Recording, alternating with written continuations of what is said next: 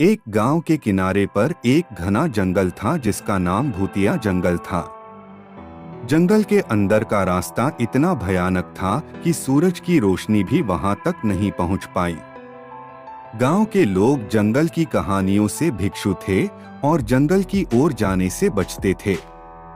कहा जाता है कि जंगल में एक बहुत पुराना और खंडहर हवेली शिखर था जिसमें एक राजा की आत्मा रहती थी। राजा ने कुछ ही दिन पहले अपनी मृत्यु से कुछ ही दिन पहले आशीर्वाद के लिए उस हवेली को प्राप्त किया था, लेकिन वह वापस नहीं लौटा और उसकी आत्मा कहीं और कैद हो गई। एक दिन गांव में एक डेविलियर युवा अर्जुन आया। उसने गांव वासियों से जंगल के बारे में सुना और उसने रहस्य के बारे में जाना। अर्जुन ने अपने कुछ डेविलियर्स दोस्तों को इकट्ठा किया और उन सभी ने मिलकर जंगल में एंट्री की। भूतिया जंगल की कहानी। जंगल में प्रवेश ही उन्हें भयानक आवाजें दिखाते हैं। पेड़ों के पत्ते सरसराने लगे और यूक्रेनी हवा उनके गुब्बारे में फुसफुसाने लगी। अर्जुन और उसके दोस्तों ने सबसे बड़ी चुनौती और आगे बढ़ते रहे। रात होते होते वे हवेली तक पहुंच गए। हवेली से एक अजीब सी रोशनी निकल रही थी। उस रोशनी को देखकर उन्हें सब समझ आ गया कि यहाँ कुछ अलौकिक है।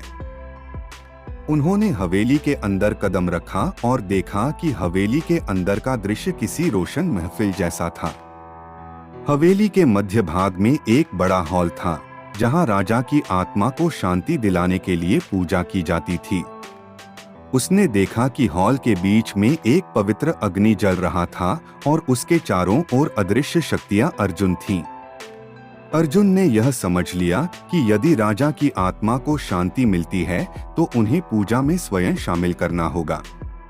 उसने और उसके दोस्तों ने जंगल के प्राकृतिक तत्वों का उपयोग करके पूरी निष्ठा के साथ पूजा की।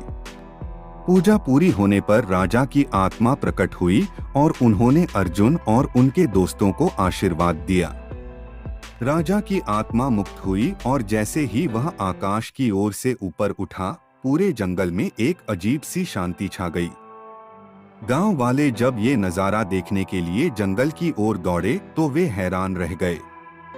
उन्होंने देखा कि जंगल का अंधेरा संगीतमय हो गया था और रेस्टॉक की सरसराहट मनो किसी सुखद स्थिति में बदल गई थी।